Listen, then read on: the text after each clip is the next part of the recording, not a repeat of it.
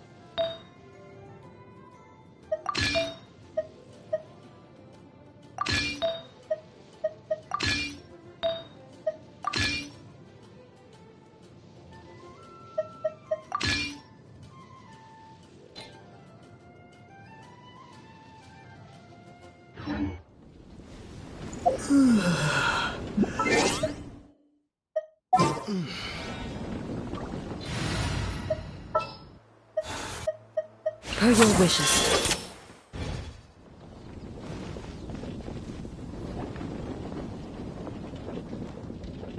Gene! Hello, you two. I'm glad you got my letter. Duran's awake and waiting on the bench over there. I'm here if you need help. Just give me a shout. Don't worry about us. We'll be fine. Oh, hey, you two. I just remembered what happened right before I passed out. Thanks for holding me back. I shudder to think what might have happened if you hadn't. I'm fine now. It's just... a lot of people seem to have forgotten me. Don't worry. We'll figure out a way to fix this. Why don't you start by telling us what happened? It felt so strange. After I realized no one recognized me anymore, I suddenly felt like I'd completely lost contact with my body. Abyssal power lies sealed within this body I inhabit, so when I lost my connection to it, I lost control of that power too. It wasn't until I heard everyone calling my name that I was able to reconnect with my body. You lost contact with your body? Does that mean there's something wrong with it? Sounds like we need Albedo more than ever. I don't think the problem lies in Albedo's alchemy. Huh. But then, why are people forgetting you? Guess that's what we need to figure out. That means we need Alice for sure. But it's been ages and she still hasn't been in contact. Now would be a really good time for a hint. How could the story's budding branches even hope to reach beyond the towering walls? Leaving the castle, the witch went off in search of the tallest, grandest tree in the whole world. High up in the canopy of that tree, she sought a resting place, a refuge where the little sapling might take root. Go to that place, for it was there that the sapling felt its first breath of wind. Huh? Was that another clue? Does that mean the story isn't over yet? Leaving the castle. It just occurred to me. If this story is all about my own experiences, then wouldn't what happened after I left Simulanka be part of it too? But how could she possibly know exactly what would happen? And even if she did, how could we know when the story was complete? Yeah. Since we can't reach Alice right now, we'll just have to get to the bottom of this ourselves. But first, we gotta figure out where this riddle wants us to go. The tallest, grandest tree in the whole wide world. Huh. The only place that ever gave me that feeling was the one I ended up in right after leaving Simulanka. They had great coffee there, too. And so many books you'd never run out of things to read.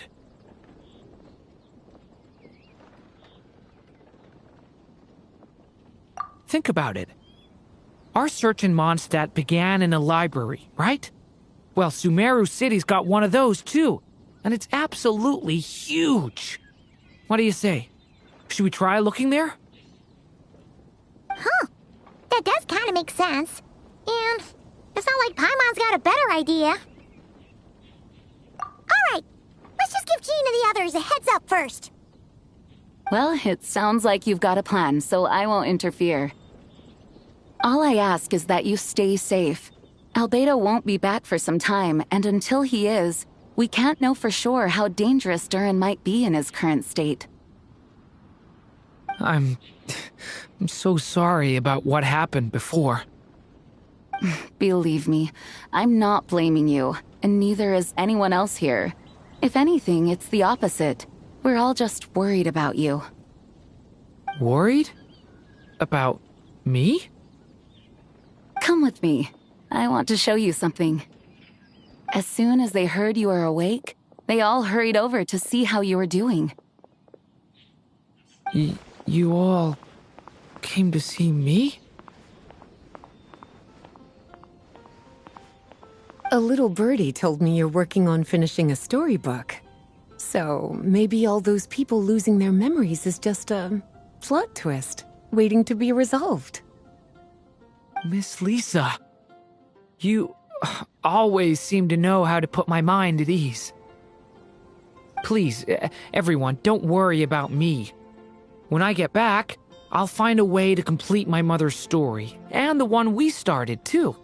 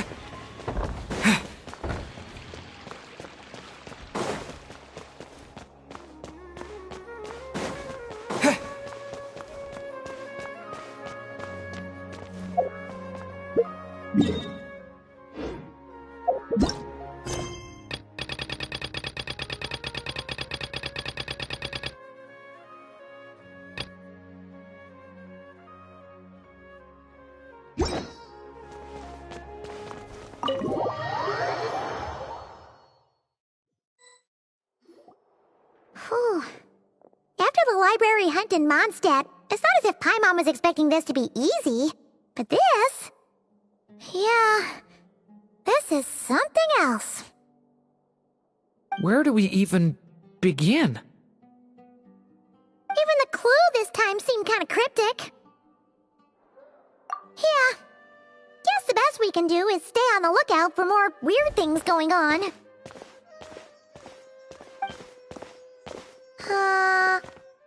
Huh? Sorry, what was that? I'm here to return Volume 5. According to the catalog, Volume 5 of this series is not available for loan. I can't accept the return of a book that was never checked out in the first place. Let me put it this way. My copy is complete. Yours, on the other hand, is missing large amounts of content.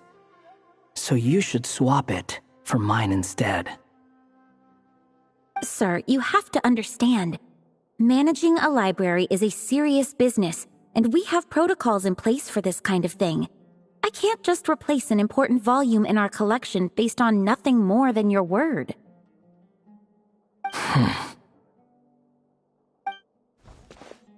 Hey, look what the Wandering Tom dragged in.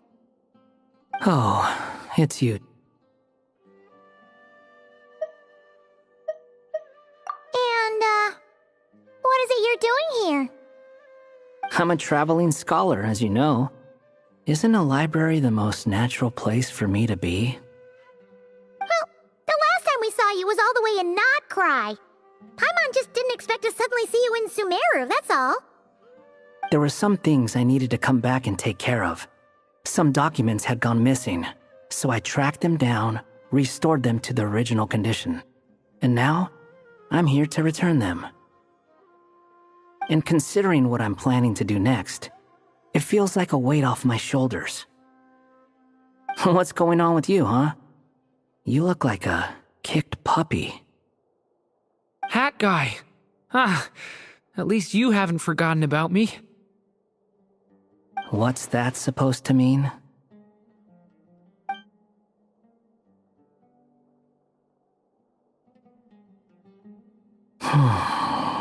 So it's been getting worse. Sounds like you know something we don't. After he left Similanka, he spent some time traveling Sumeru with me. I was working on several texts at the time, and I stumbled upon something strange. Anytime Durin of Similanka was mentioned, before long, the record would disappear. Which means, all the remaining records on Durin are about the evil dragon that fell on Dragonspine. How did you even discover that? If I remember correctly, Hat Guy loved the time he spent in Similanka so much that he started writing a travel log. That's besides the point. The fact is, you're not affected by the ley lines of this world. I'm sure you can grasp the implications of what that means. His case is different from mine. It's more like the world itself refuses to accept his existence. It started with a few written records, but now, it sounds like it's spread to people who never met him or didn't know him well. At this rate, the whole world might forget him altogether. The whole world? But that includes all my friends in Mondstadt, and even Hat Guy, too. So that's what you've been worried about all this time? Why didn't you just tell me? There are more important questions right now, like figuring out how to fix this. That mage clearly cared a lot about her child. She left that book behind for a reason. If you want answers, isn't that the place to find them? You think that didn't occur to us already? Problem is, we need to find the memory that unlocks the next chapter first. Mind if I take a look? I just want to know what secrets this book is hiding. Besides, I've run into a bit of red tape, so I've got time. Of course. Be my guest. So, the memory we've been looking for was about you? All along?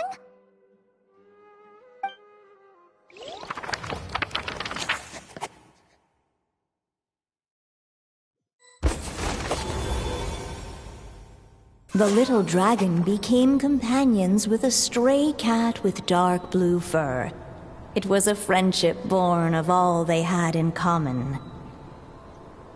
He left his castle at the stray's invitation, setting out to explore the world beyond its walls. There, he grew fond of the outside world, eager to make friends and share the story of his life. Taken by the dragon's story, the stray tried to write it down. But he soon realized that no matter how he tried, it would always warp into the evil dragon's tale.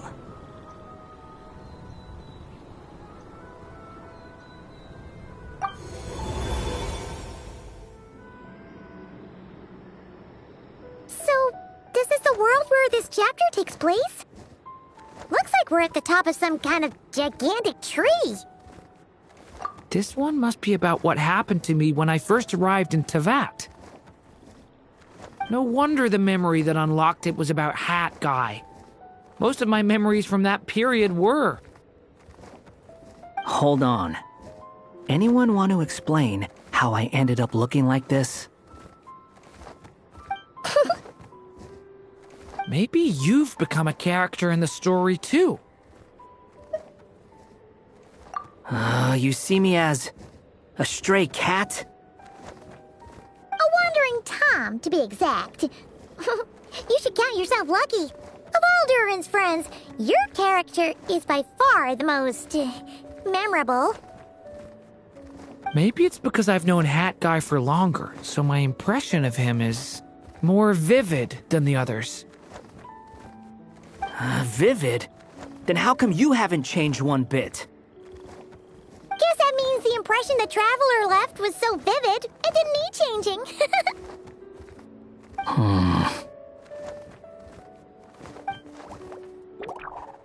Hello, everyone! Ready for today's adventure? It's the storybook, Durin. Oh. So you're not playing yourself in this one? Does that mean the two of you have even more memorable roles to play? Where are we going today, kitty cat? Whatever. Just follow me. Same as always. Okie dokie! Can we chat along the way? If you have something to say, just say it. Was that seriously how the two of you communicated when you first got here?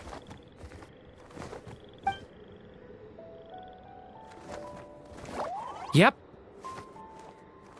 Anyway, how do we get ourselves out of here? Usually, the narrator gives hints to help us figure out what to do. Speaking of which, about time we got some of those, don't you think? The story's vines had woven themselves together into a giant tree, the boughs of which a little storyless dragon now paced, homeless among its leaves. He had to find a way to leave this place and set off in search of a home of his own. If he stayed, the world would erase him from its memory altogether. To leave this place? But where am I supposed to go? The little dragon felt completely lost. Just like the vines, the road ahead branched off into different directions, twisting and turning before disappearing into the mist. But as luck would have it, a prophetess waited up ahead. Perhaps she might know where each path might take him.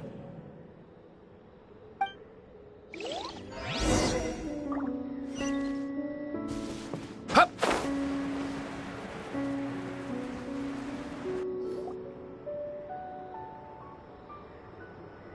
Oh, you must be the little lost dragon. It's true.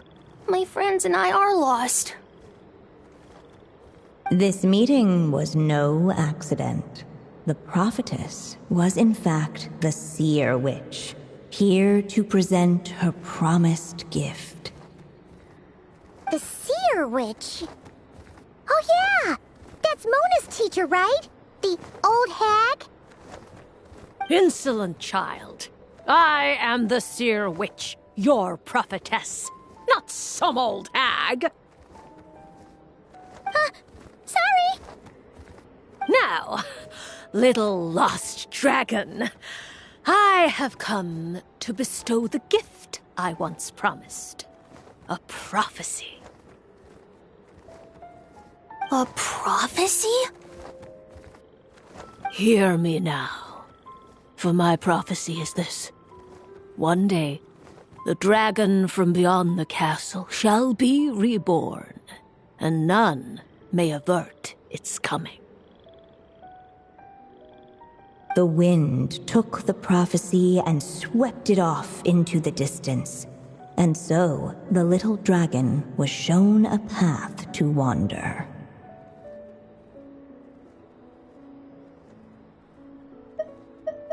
As far as I remember, once that alchemist from Mondstadt learned about the prophecy, he chose to stand with you against the evil dragon. So, what does any of this have to do with you being forgotten? Oh, wise witch of prophecy! Could we trouble you with another question? As enigmatic as she was elegant, the seer witch spoke no more, for her thoughts had long since returned to the starry firmament above. Ugh! Chisami actually needed her. The Seer Witch was my mother's friend, so the prophecy she just gave should turn out to be helpful. Well, it's not like we've got better options. But, if all we need to do is leave this place, which path should we take? Why don't we take a look around?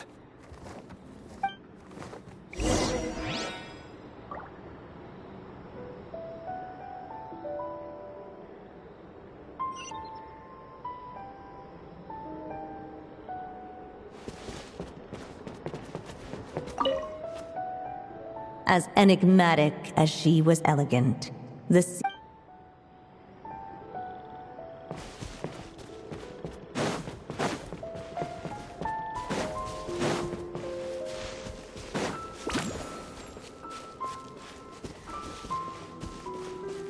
wind kept blowing, but the little dragon had not yet resolved to follow it.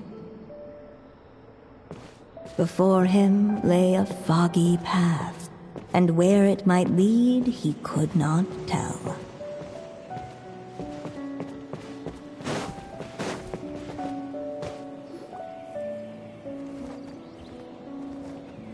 If we go this way, we'll be heading back to Mondstadt, just like we planned. Out of all the options so far, this seems like the safest, right? At least we know what happens next. He helps stop the evil dragon from returning, gets a new body, makes a whole bunch of friends. Who all just forget about him. But you didn't forget, Hat Guy. I'm just saying, choosing this path wouldn't solve the main problem. You'd still end up being forgotten. Huh. I'm not against choosing this path. I just wonder what secrets it might be hiding. Let me think about it.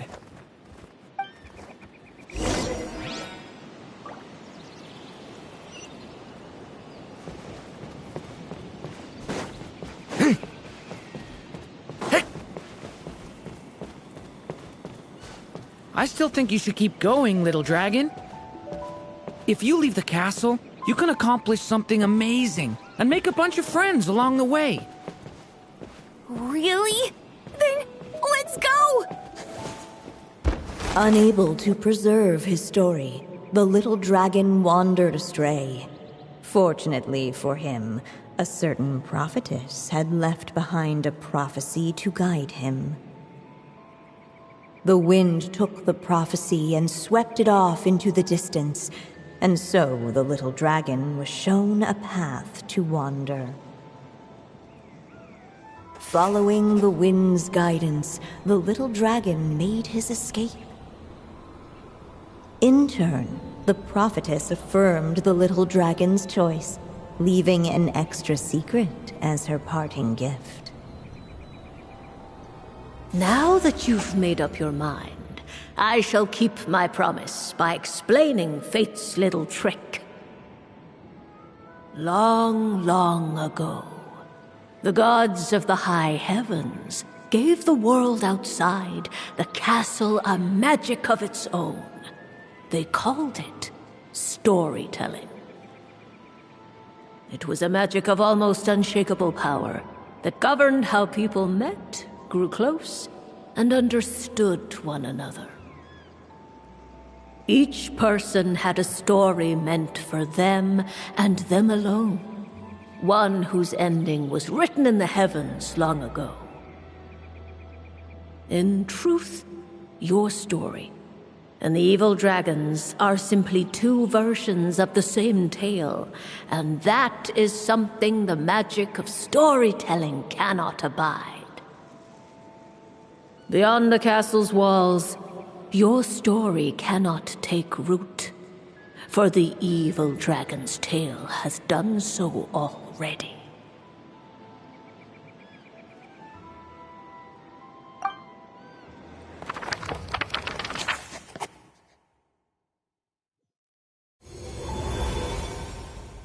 So, that was the secret? Huh.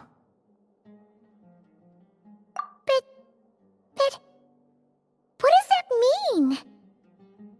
You still don't get it? Simulanka Durin and Tevat Durin share a special kind of connection. Their fates are mirror images of one another. While they were in two separate worlds, there may have been some mutual influence, but their fates were independent. But when Simulanka Durin came to Tevat, a version of his fate already existed there. So, how can two fates exist at the same time? The answer is, they can't. The rules of this world don't allow it. You can't return a book you never checked out in the first place. So, what's Durin supposed to do? Those mages seem to have come up with quite the ingenious solution.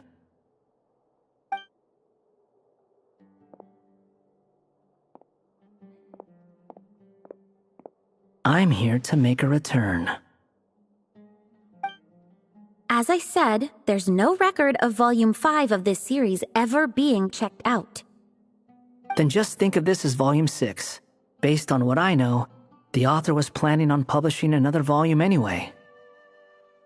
The catalog does have a slot reserved for Volume 6, so this is it? Sure, let's go with that.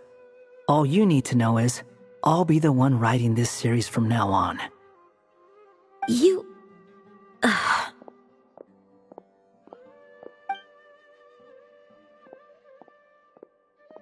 are you up to this time? Remember the red tape I mentioned before? Well, I just took care of it. Now, I guess you'll be off to see your alchemist friend? It should be pretty obvious by now. He has the answers you're looking for. Well, we do have a whole bunch of things to confirm with Albedo, that's for sure. But didn't Jean say he'd be gone for quite a while? I'll join you. Just let me know when it's time to go.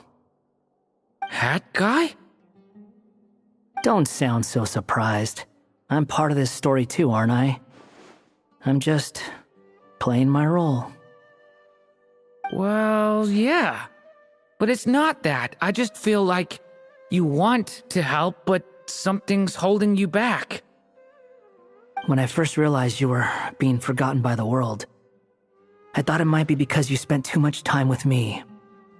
I even thought cutting our ties might be the only way to fix it. Why would you think that?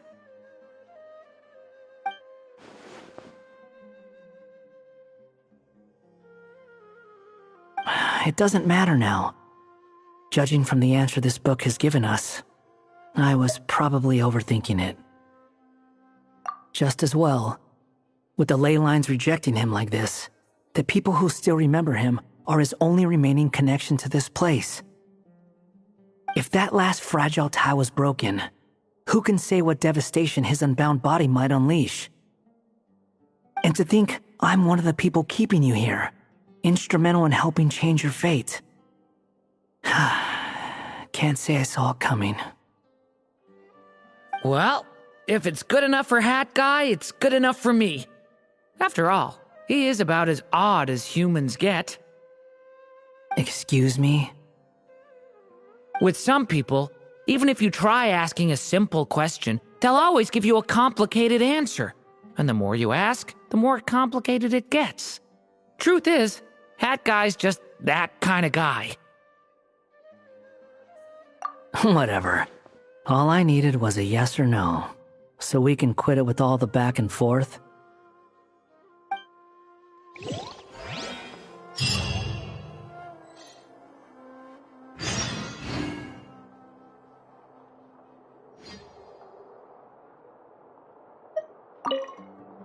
If you feel like stepping back into the story, just come find me.